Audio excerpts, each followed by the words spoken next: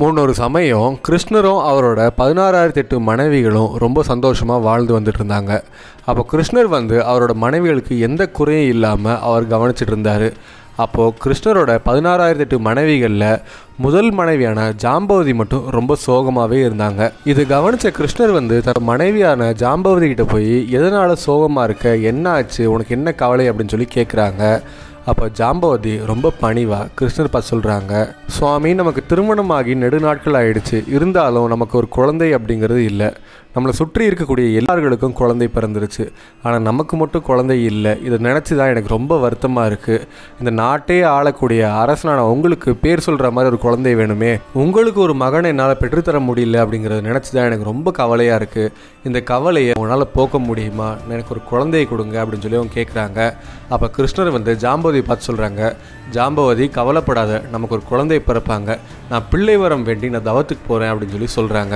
கவலையோடு இருக்கக்கூடிய கிருஷ்ணரோட மனைவியான ஜாம்பவதியோட கவலை தீர்க்கறதுக்கு கிருஷ்ணர் யாரை நோக்கி தவத்துக்கு போகிறாரு, அவர் ஏன் இப்படி ஒரு தவம் இருந்து தான் குழந்தையை பெற்றெடுக்கணுமா, இதுக்கு பின்னாடி என்ன காரணம் இருக்குது அப்படிங்கிறப்ப தெரியணும் அப்படின்னா இந்த வீடியோ ஸ்கிப் பண்ணாமல் முழுசாக பாருங்கள். கிருஷ்ணரோட மனைவியான ஜாம்பவதி திருமணமாகி ரொம்ப நாள் ஆனாலும் நமக்கு ஒரு குழந்தை இல்லை அப்படின்னு சொல்லி அவங்க ரொம்ப வருத்தப்பட்டு இருந்தாங்க. ஜாம்பவதியோட வருத்தத்தை தீர்க்கறதுக்காக கிருஷ்ணர் சொல்கிறாரு, நம்ம குழந்தை வரம் வேண்டி நான் தவத்துக்கு போகிறேன், இந்த தவத்தின் பலனா நமக்கு கண்டிப்பாக குழந்தை வரம் கிடைக்கும் அப்படின்னு சொல்லிட்டு அவங்க சொல்கிறாங்க.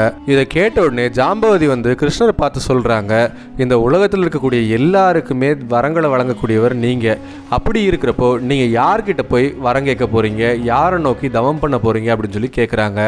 அப்போ கிருஷ்ணர் ஜாம்பவதி பார்த்து சிரிச்சுட்டே சொல்கிறாங்க, நான் என்னைக்கும் வணங்கக்கூடிய அந்த ஈஸ்வரன் நோக்கி தான் நான் தவம் பண்ண போகிறேன், நான் இமயமலைக்கு போய் ஈஸ்வரன் நோக்கி தவம் பண்ணி அவர்கிட்ட வரம் வாங்க போகிறேன், அந்த வரத்தின் பலனா நமக்கு ஒரு குழந்தை பிறக்கும், உன் கவலையை விடு அப்படின்னு சொல்லி அவங்க சொல்கிறாங்க. இதை கேட்டோடனே சரி எப்படியோ நமக்கு ஒரு குழந்தை பிறக்கும் அப்படின்ற சந்தோஷத்தில் ஜாம்பவதி கிருஷ்ணரை வழி அனுப்பி வைக்கிறாங்க.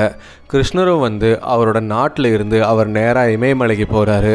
அங்கே முனிவர்கள் தேவர்கள் எல்லார் முன்னிலையிலையும் அவர் சிவபெருமான் நோக்கி கடுமையான தவம் பண்ணிட்டு இருக்காரு. கிருஷ்ணரோட தவம் அப்படிங்கிறது சாதாரணமான தவமாக இல்லை, இது வரைக்கும் சிவனை நோக்கி யாருமே செய்யாத அளவுக்கு ரொம்ப கடுமையாக தவம் பண்ணி அவர் சிவபெருமான்கிட்ட இருந்து எப்படியாவது வரங்கள் வாங்கணும் அப்படின்னு சொல்லி ஒரே குறிக்கோளோடு இருந்தார். கிருஷ்ணரோட தவத்தையும் அவரோட பக்தியும் பார்த்த சிவபெருமான் ரொம்ப சந்தோஷப்பட்டு அவர் கிருஷ்ணர் முன்னாடி காட்சி கொடுக்கவும் செய்கிறாரு. அப்போ சிவபெருமான் கிருஷ்ணரை பார்த்து கேட்குறாங்க, கிருஷ்ணரே உங்களுக்கு என்ன வரம் வேண்டும், எதுக்காக என்னை பார்த்து தவம் பண்ணுறீங்க அப்படின்னு சொல்லி கேட்குறாங்க.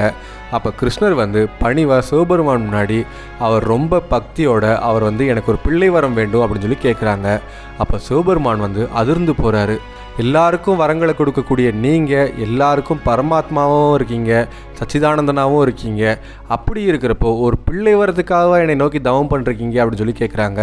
அப்போ கிருஷ்ணர் சிவபெருமானை பார்த்து சொல்கிறாங்க, ஆமாம் மகாதேவா, நீங்கள் எனக்கு ஒரு வரம் கொடுக்கணும், அதுவும் பிள்ளை வரம் கொடுக்கணும், உங்களோட ஆசீர்வாதத்தால் எனக்கு ஒரு மகன் பிறப்பான், அந்த மகனுக்கு உங்களோட பேர்களில் ஒரு பேரான சாம்பன் அப்படிங்கிற பேரை வைக்கணும், உங்களை நான் பெருமைப்படுத்தணும் அப்படின்னு சொல்லி நான் ஆசைப்பட்றேன் அப்படின்னு சொல்லி கேட்குறாங்க.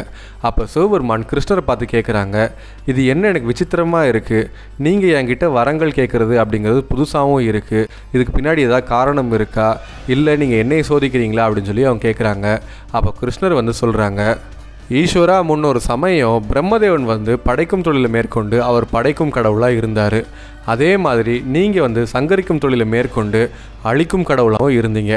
அப்படி இருந்தோம் உங்களை வேண்டி வர எல்லா பக்தர்களுக்கும் நீங்கள் வரங்களை கொடுத்துருந்தீங்க. அதை பார்த்து நான் ரொம்ப சந்தோஷப்பட்டிருந்தேன். அதனால் உங்களை பார்த்து அசுதோஷி அப்படின்னு சொல்லி நான் உங்களுக்கு ஒரு பட்டமும் கொடுத்துருந்தேன். அது என்ன அப்படின்னா, கேட்டவங்களுக்கு கேட்ட வரத்தை வழங்கக்கூடியவர் அப்படின்னு சொல்லி உங்களை சிறப்புப்படுத்தியிருந்தோம் செஞ்சுருந்தேன். அப்போது நீங்கள் என்னை பார்த்து சொன்னீங்க, பரந்தாமா, நானும் என்னை கேட்குறவங்க கிட்ட மட்டும்தான் நான் வரங்களை கொடுத்துருக்கேன், ஆனால் நீங்களோ உங்களை கண்டவங்களுக்கு எல்லாருக்குமே நீங்கள் வரங்களை கொடுத்து நீங்கள் புருஷோத்தமான காட்சி கொடுத்துட்ருக்கீங்க. அப்படி இருக்கிறப்போ நீங்கள் எனக்கு இவ்வளோ பெரிய பட்டங்களை கொடுத்துருக்கீங்க அப்படிங்கிறப்போ எனக்கு ரொம்ப பெருமையாக இருக்குது. அந்த பெருமை எனக்கு முழுசாக சேரணும் அப்படின்னா நீங்கள் என்கிட்ட ஒரு வரம் வாங்கணும், அந்த வரத்தை நான் கொடுக்கணும், அப்போ தான் நீங்கள் எனக்கு கொடுத்த பட்டத்துக்கு பெருமை சேரும் அப்படின்னு சொல்லி அவர் சொல்கிறாரு. இதை கேட்ட உடனே மகாவிஷ்ணுவும் சரி அப்படியே ஆகட்டும் அப்படின்னு சொல்கிறாங்க. இப்படி நான் உங்களுக்கு கொடுத்த வாக்குறுதியை நிறைவேற்றுற நேரம் வந்துருச்சு, அதனால தான் நான் உங்களை நோக்கி தவம் இருந்து உங்ககிட்ட வரம் கேட்குறேன், ஈஸ்வரா எனக்கு நான் கேட்ட வரத்தை கொடுங்க அப்படின்னு சொல்லி கிருஷ்ணர் கேட்குறாரு. அப்போ சிவபெருமானோ நீங்கள் கேட்ட பிள்ளை வரம் உங்களுக்கு உங்களுக்கு கிடைக்கும், உங்களுக்கு என்னோட அம்சத்திலே ஒரு மகன் பிறப்பாங்க அப்படின்னு சொல்லி அவங்க ஆசீர்வாதமும் பண்ணுறாங்க. ரிஷிகள், முனிவர்கள், தேவர்கள் எல்லாரும் சுற்றி நின்றுட்டு இருந்தப்போ கிருஷ்ணர் வந்து சிவபெருமானை பார்த்து அவர் மண்டிட்டு அவர் வரம் வாங்கினார். அந்த வரத்தை வாங்கினதுக்கப்புறம் கிருஷ்ணர் ரொம்ப சந்தோஷமாக அவர் நாடு திரும்பவும் செஞ்சார். சில நாட்களுக்கு அப்புறம் கிருஷ்ணரோட மனைவியான ஜாம்பவதிக்கு வந்து ஒரு அழகான மகன் பிறக்கிறாங்க. அந்த மகனுக்கு வந்து அந்த சிவனோட பேரான சாம்பன் அப்படிங்கிற பேரை சூட்டி அவங்க ரொம்ப சந்தோஷப்படுறாங்க. இப்படி மகாவிஷ்ணு சிவபெருமானை சிறப்பிக்கும் விதமாக அவர் வந்து சிவபெருமானை நோக்கி கேட்குறவங்களுக்கு கேட்ட வரத்தை கொடுக்க வல்லவர் அப்படின்னு சொல்லி அவர் போற்றி புகழும் செஞ்சார்.